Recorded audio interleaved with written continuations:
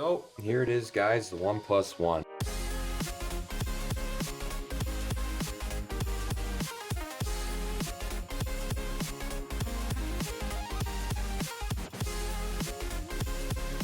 I've wanted this phone ever since it came out. I just ordered it off eBay and it came today. So I haven't taken it out of the box yet, but I'm really excited for it. So let's get right into it. So before we actually get into the phone, we'll get into this first. This is the power brick, and it just slides out like that. And as you can see, very nice power brick design, very minimalist, very designer. I like it a lot. So this charges at 2 amps. So this is a 2 amp charger, so it should charge relatively quickly. We'll just set that over to the side. Here is the USB to micro USB data sync and charging cable. As you can see, it's kind of a weird design for the USB cable, and it's got sort of this strap on it here so you can tie up your cable. But as you can see, it just kind of slips in there like that. Just because it doesn't look like a normal USB doesn't mean it doesn't act like one. It's just not as thick. All the connections are sort of this goldish color, and I'm pretty sure that's a plating of some sort. And I always think if they have that gold plating, they look like a pretty high-end product. The cord is flat and thin, so it's less likely to get tangled, and all around it feels like a pretty sturdy cable. It feels very nice and premium. We'll set that over here and onto the phone itself. So we just take this and slide it out. Very nice packaging. I'm very pleased with this. So as we can see, OnePlus logo over here, and then the red inside with the white OnePlus logo right there. So let's set that off to the side for now and take a look around the box. As I said, OnePlus logo right on the front, nothing else on the front or the sides. That's where the red compartment goes in. But on the back, there's not much information at all, not much printing, just general stickers with IMEI information and serial numbers. 64 gigabyte capacity, global version, so this will work on LTE, GSM, and CDMA networks. I got the sandstone black version since the white version seems to be a little difficult to find. I would have preferred that one, but the sandstone black will be nice too. So that's it for the box. Very minimal, not much to it really. And then there's this, the red packaging. Nothing on all the sides except for a small OnePlus logo right there in the center of the right side, and the OnePlus logo right there on the front. And that's it for the red compartment. So if you open it up here, you're presented with the phone right away. That looks very nice. So let's take this out. Oh, I'm not sure how to do this. Come on. There we go. So there you have it. There's the OnePlus One. So around the back of the phone, we have the Cyanogen logo right there because this phone is running Cyanogen mod straight out of the box. No root access though. So that's pretty nice that you don't have to root anything in order to get Cyanogen because it runs it right out of the box. You got your camera here with the dual tone, not dual tone flash. There is dual flash, but there's only 2 LEDs, not dual tone, just to give it sort of a brighter flash. The OnePlus logo on the back right there, and there's your information. On the front we have the glass, and floating under the glass is actually this metal band, which is actually quite nice. It feels very premium, so no matter what way you hold the phone, you're actually still touching metal. So that's pretty nice. This is not plastic made to look like metal. This is actual aluminum, so that's quite nice.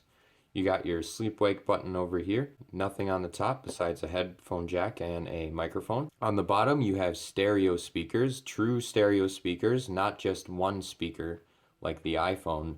You actually have a speaker over here and a speaker over here for stereo speakers, although it is on the side, not front-facing.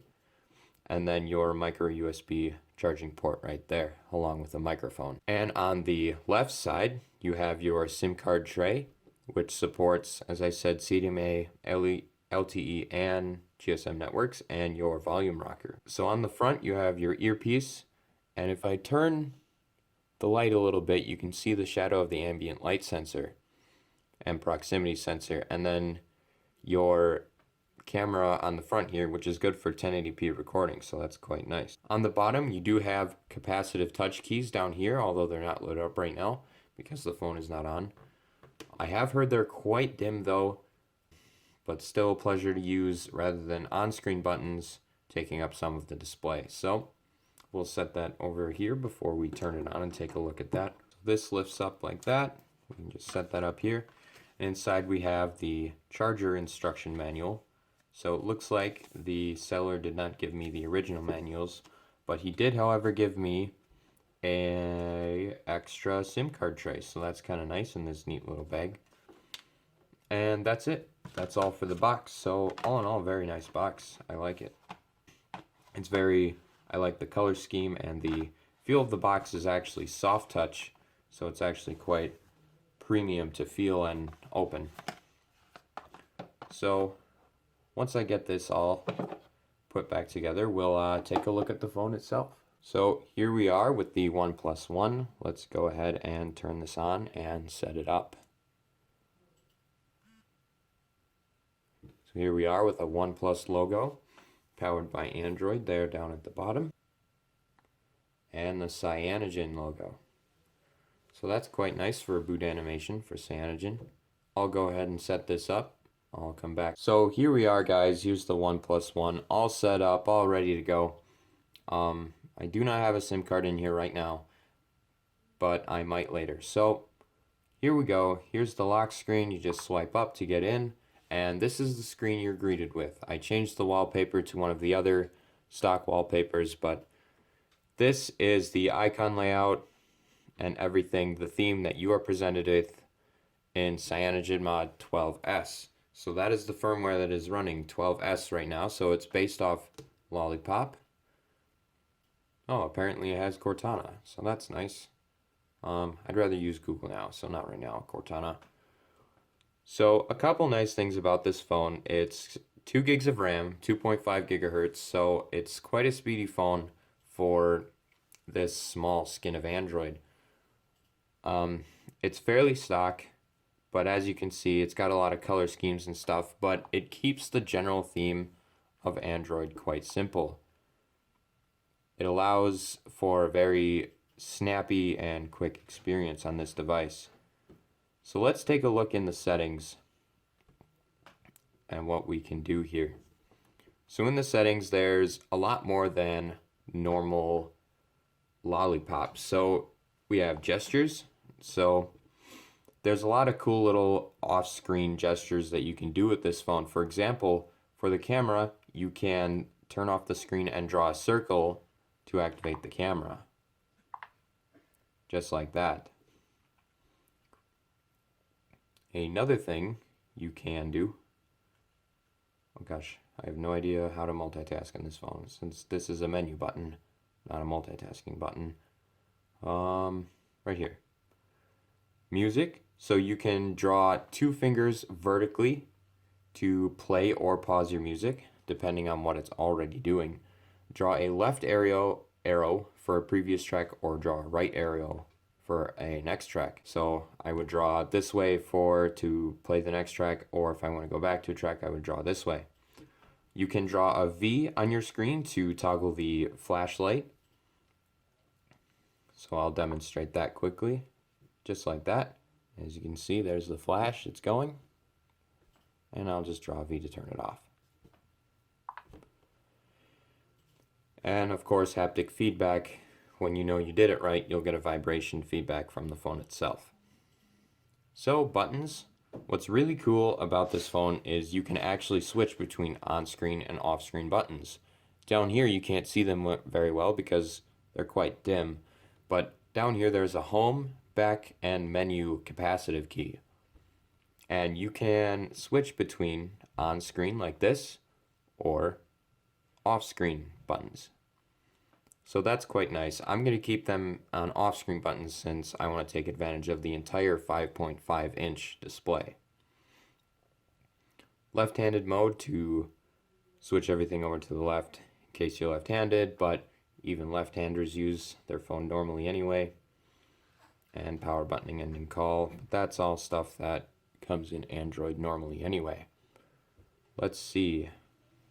So the display settings is another unique area to look at here. So live display, it optimizes the screen based on the time of day.